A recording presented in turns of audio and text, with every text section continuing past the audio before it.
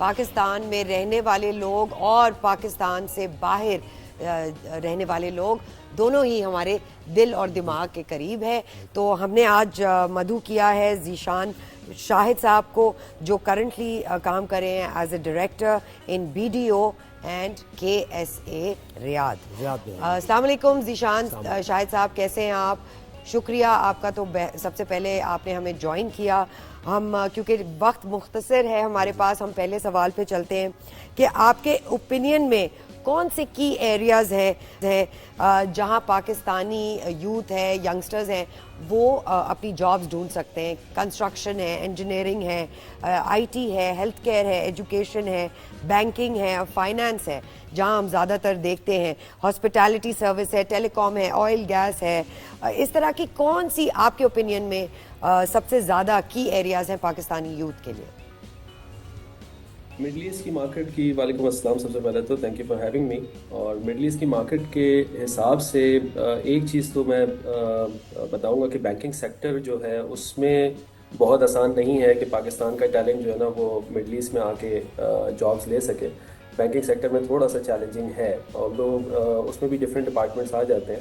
لیکن اس کے علاوہ تقریباً ہر ہی سیکٹرز میں جو ہے مڈل ایسٹ کی مارکیٹ بومنگ ہے اس وقت. اور کنسٹرکشن سیکٹر اسپیسیفکلی, انجینئرنگ کے شعبے کی بہت نوکریاں یہاں پہ آتی رہتی ہیں, نکلتی رہتی ہیں. اور اس کے کچھ چیلنجز ہیں کہ کس طریقے سے اس مارکیٹ کو ٹیپ کیا جائے.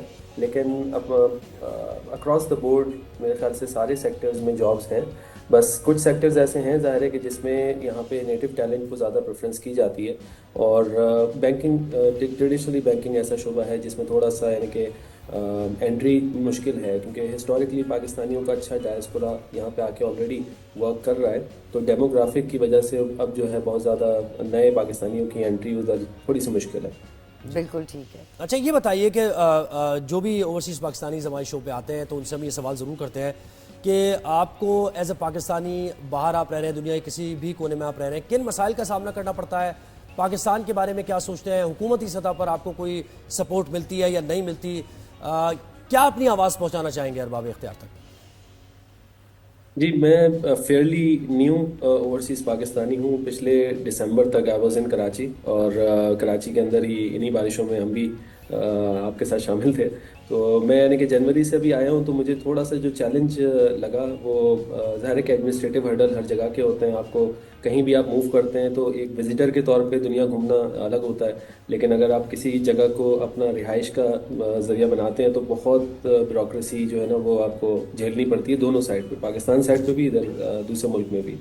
تو پاکستان میں جو سارا پروسیس ہے آپ دیکھتے ہیں خبروں میں آ رہا ہے, جو موفا کی اٹیسٹیشن کا پروسیس ہے, HEC کا پروسیس ہے, ہمارا نادرا کے بھی بہت سارے پروسیسز ہیں, ان کو ایفیشینٹ ہونے کی ضرورت ہے. ان کو ری تھنک ہونے کی بھی ضرورت ہے کہ بھئی کیا ہمیں ضرورت ہے اس قسم کے سیٹ اپ کی, کیا ہم اس کو بہتر کر سکتے ہیں. بہت سارے کام ایسے ہیں جیسے بچے گریجویٹ جیسے ہی ہوتے ہیں تو 3-4 چیزیں ان کی آٹومیٹک ہونی چاہیے. یونیورسٹیز کو اس میں ہر چیز گورنمنٹ کی ذمہ داری نہیں ہے, یونیورسٹیز کو اس میں ذمہ داری لینی چاہیے کہ آپ اپنے تمام گریجویٹس کو ایٹ لیسٹ جو ان کے آگے فیوچر میں لوکلی اور ابراڈ جاب لینے کے لیے جو فارمیلٹیز ہیں آپ انسٹیٹیوشنل لیول پہ اس میں جو ہے نا وہ کوآپریٹ کریں گورنمنٹ کے ساتھ اور اس کو ایفیشینٹ کریں. بالکل. تو سب سے پہلے تو بیوروکریسی کا آتا ہے ایشو, اور اس کے علاوہ بھی کافی سارے لاجسٹیکل چیلنجز ہوتے ہیں.